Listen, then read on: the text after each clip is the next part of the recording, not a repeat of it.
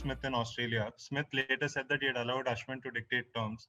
As England's best batsman, how crucial will your battle against Ashwin be, and what sort of approach are you looking to take against him? I'll just try and play, what I see in front of me. I think I won't go out there trying to look to dominate or defend. I will just try and play the ball that's delivered, and if I do that well enough for a period of time, hopefully I'll score some big runs. But he's a fine bowler. He's got a great record in India, and he's probably full of confidence off the back of that series. So, I've played against him before. I've scored some runs, and he's probably had the better of me a couple of times as well. And it's going to be a great little battle within the Test match. So, they're the contests that you want to try and get the better of. But ultimately, if you're going to score big runs in any series, you're going to have to play all of the bowling well. And just having that ball by ball mentality will probably serve me best throughout. Okay, we'll go to Swarup and then Kushan. Hi, Joe. Hiya. So just my question is, you've been part of this big four, sort of, so to speak, for the last 4 or 5 years. So how do you view your batting with respect to those three guys? And also, are you one of those who lets these sort of one-on-one battles, say for example, this series could be Kohli versus Root, get to you mentally? Thanks. Well, firstly, I look at those three guys and I try and learn as much as I can from them. I think it's obvious that they are three of the leading players in the world and have been for some time, and it'd be silly not to watch how they go about things, how they construct innings, how they manage different passages of play, how they manage their own games as well and keep evolving and getting better all the time, and then try and add that to my own game. They all play the game very differently, have different styles, and I suppose that's the beauty of the sport, is that there's not one right way of batting or bowling. Is that everyone can figure it out for themselves. In terms of those individual battles, for me, that's not the most important thing. It's not something that I will look at. What I will look at is us trying to win this series, and for us to win this series, it's going to take 11 guys.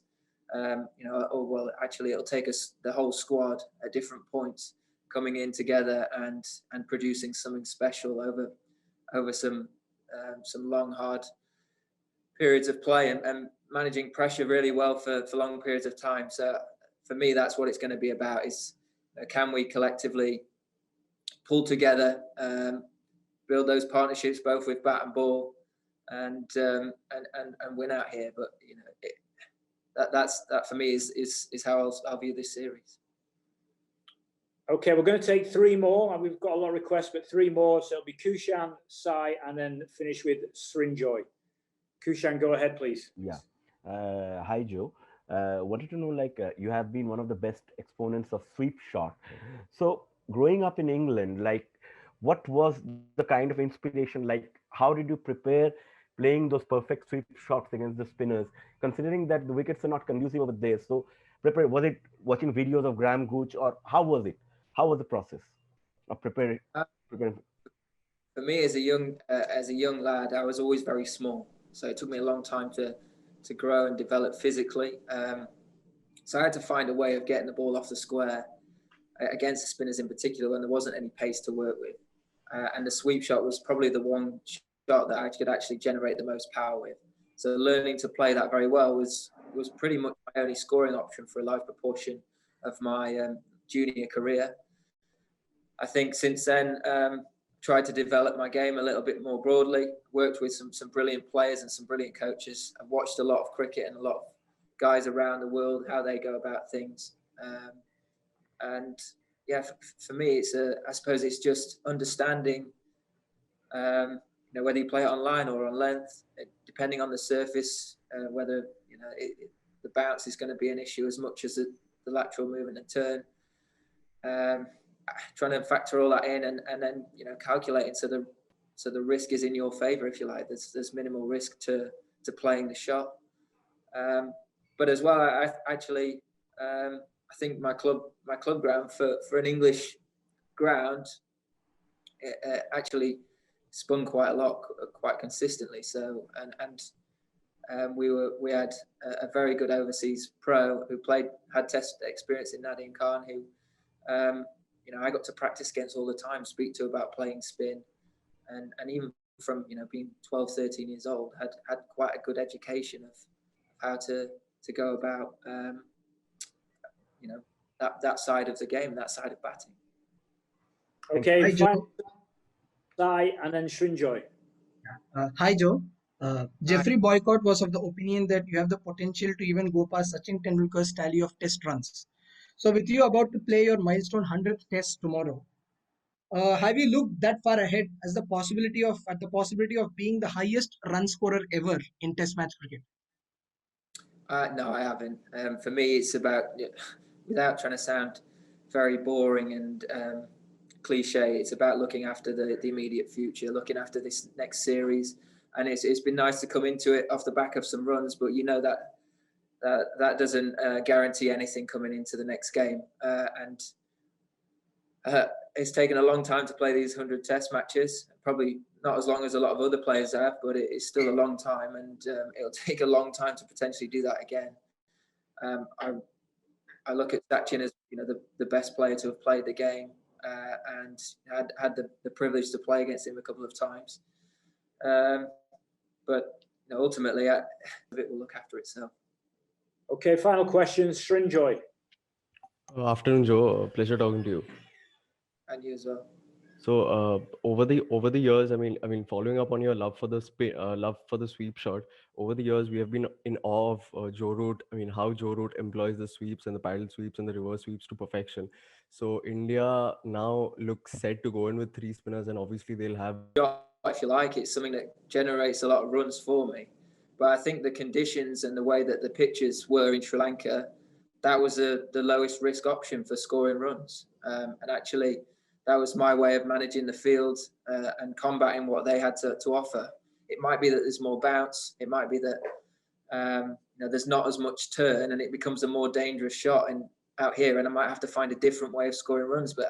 And it might be that I don't have to sweep as much, or I choose not to sweep as much. But I'll have to find a different way of scoring my runs. And that's the beauty of batting. That's the thing that I really enjoy about it, is that you can't just bank on one way of doing things all the time. You have to look to get better. You have to look at different ways of scoring runs and manipulating the field and trying to get on top of the bowler. And when you come across one of the best sides in the world, especially in their own conditions like India, that challenge is. Can you just give me the thumbs up or just say hello? Yeah, cool. Yeah, good, mate. So just as a reminder for those that are just joining us now, just make sure your camera's off. That would be very useful. Just helps. You shut the door, please, sir. Press copy. No, later. Thank you. Sorry about that. Okay, let's get underway. We will go with James Cole, Sky Sports News. Hi, Joe. So losing Zach Crawley so close to the start of his first test, how big a setback is that for you, and who bats at 3 now? Yeah, it's really frustrating, and really frustrating for Zach in particular. Real freak incident where he, walking out the change room, slipped over and landed on his wrist. So hard for him to take, especially off the back of trying to get as best prepared as possible for this series. And of course, it means that we have to look at things from a selection point of view. I think as a more general thing, I think everything's on the table in terms of selection. We'll weigh everything up when we get to the ground, look at the conditions, look at the surface again, and try and have real clarity going into the game. So would you consider moving up to 3? There's a number of different things we've got. We've got some brilliant players, brilliant options to choose from. We look at the balance of the side and things as well. But there'll all be things that we'll discuss over the course of today and make sure that we're really happy with the team that we take into the game tomorrow. And how are Jofra Archer and Ben Stokes looking? Are they fully fit from what you've seen for selection? Yeah, I mean, I had the pleasure of, pleasure, I mentioned this last night, the displeasure almost of facing Jofra in the nets yesterday. He bowled with great pace, looked right at the top of his game. So really excited to see him where he's at. And it's always great to have Ben back in around the group. That he's going to come back in and give absolutely everything to the team. So I think it would always give a huge lift having that amount of talent in and around the squad. So very excited for them both. to be in and around things again, and looking forward to get going.